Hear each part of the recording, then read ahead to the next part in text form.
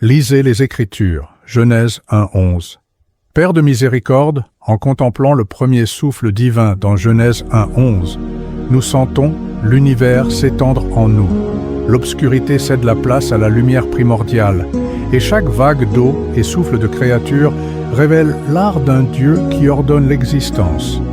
Dans ce chant créateur, nous naissons en même temps que le soleil, la lune et les étoiles, nourrissant dans notre poitrine un sentiment d'émerveillement et d'appartenance.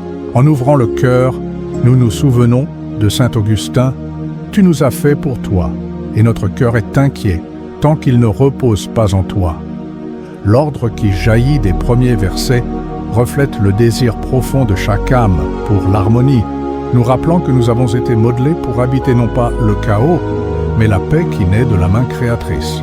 Dans le jardin de l'esprit, Adam s'est levé pour donner un nom à chaque être, un exercice que saint Thomas d'Aquin voyait comme un pont entre le visible et l'invisible. La raison humaine, capable de reconnaître la vérité et d'exprimer la gloire de Dieu. Dans chaque mot prononcé, il y a un écho du « que la lumière soit divin », révélant notre vocation à participer au projet cosmique. Mais la narration devient un drame, de la perfection initiale au souffle qui anime l'arche de Noé, de l'union fraternelle de Caïn et Abel à l'effondrement de la tour qui voulait atteindre le ciel.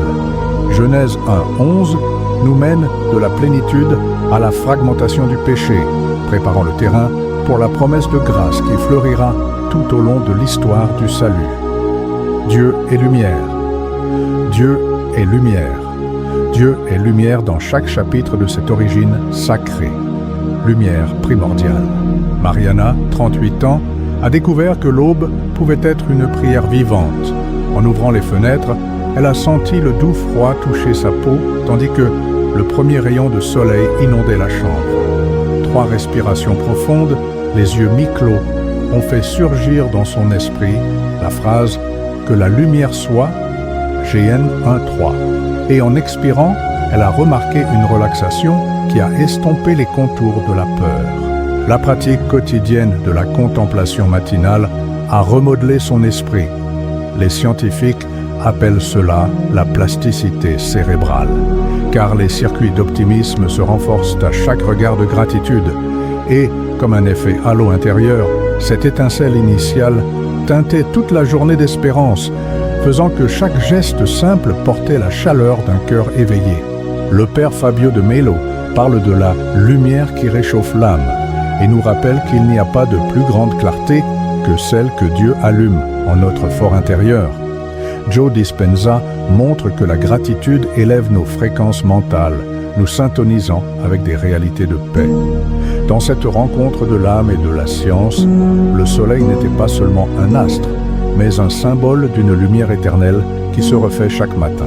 Avez-vous déjà remarqué combien de fois vous ouvrez les yeux et êtes déjà plongé dans votre téléphone, perdant l'aube de Dieu? Se déconnecter du bruit technologique, c'est en fait se connecter aux promesses du Créateur.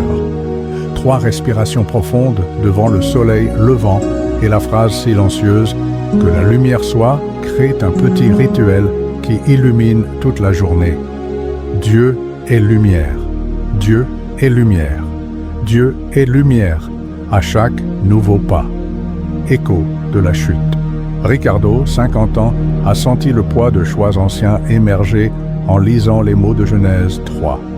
Dans la pénombre de sa chambre, le serpent chuchotait des doutes, et il a reconnu dans le fruit défendu d'alors la peur qui coulait encore dans ses veines. En réfléchissant dans une Lectio Divina Quantique sur ma malédiction et rédemption, GN3, il a remarqué que son corps se détendait.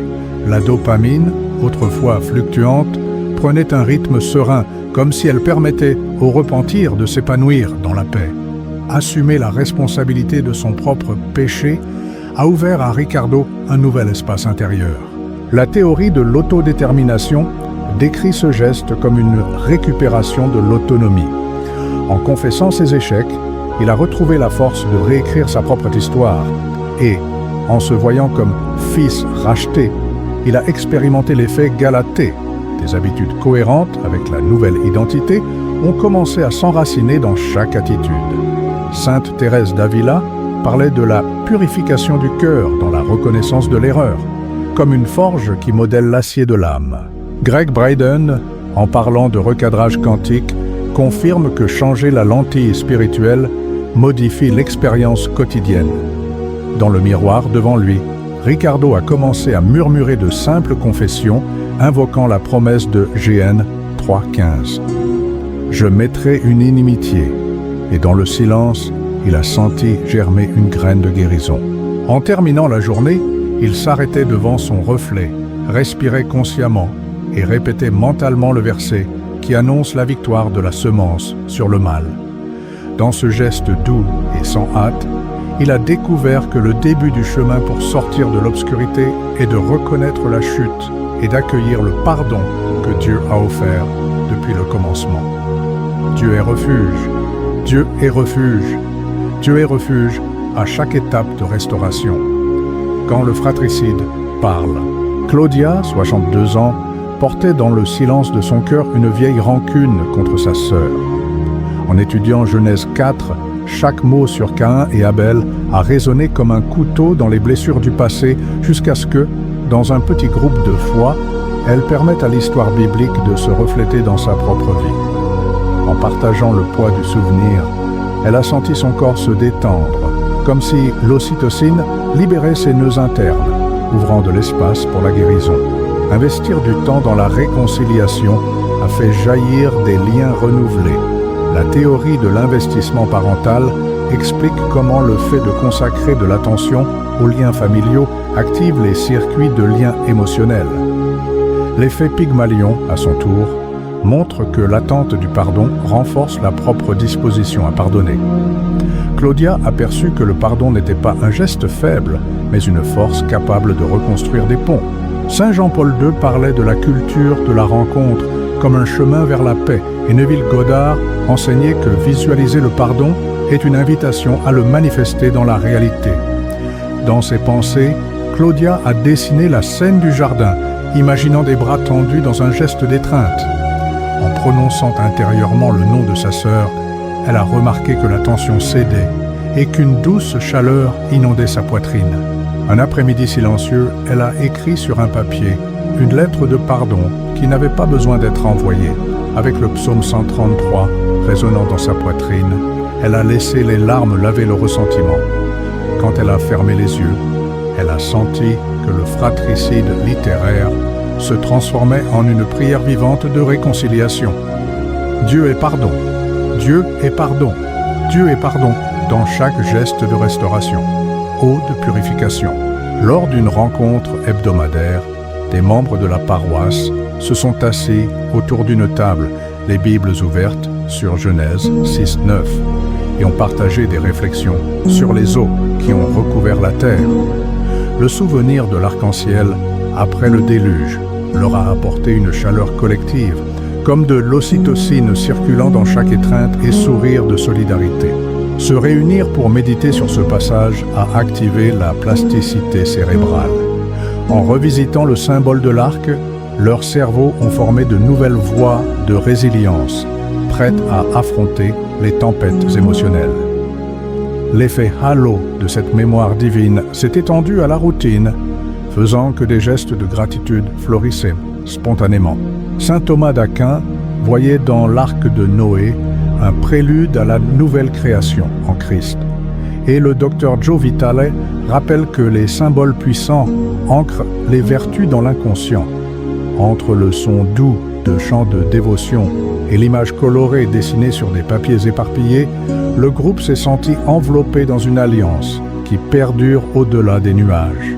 Après que chacun a dessiné son propre arc sur une feuille blanche, ils ont récité à l'unisson les mots de Genèse 9, 13, 17, entendant le silence résonner comme un engagement éternel. Dans ce geste simple, ils ont découvert que l'alliance divine non seulement restaure, mais soutient l'espérance, nous rappelant que, même après le plus grand déluge intérieur, Dieu reste fidèle. Dieu est alliance, Dieu est alliance, Dieu est alliance dans chaque arc levé. Dans l'immensité du cosmos né du Verbe, nous sentons notre propre histoire nous regarder dans les yeux. De la lumière qui a rompu le chaos à l'arc qui scelle l'alliance, chaque chapitre de Genèse 1:11 révèle le cœur de Dieu qui appelle l'être humain à la communion.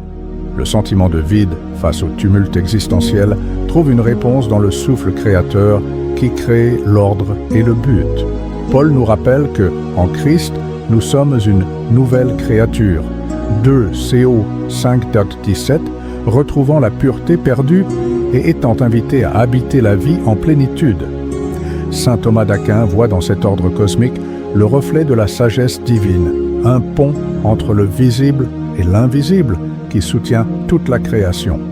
Greg Braden montre qu'en alignant l'esprit et le cœur avec la cohérence de l'univers, nous synchronisons notre vie avec le plan de Dieu.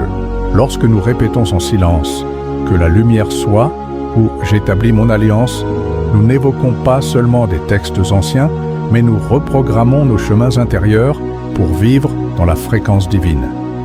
Que l'émerveillement du premier jour, la leçon de la chute, l'appel au pardon et la promesse de l'arc résonnent dans votre poitrine comme des prières vivantes.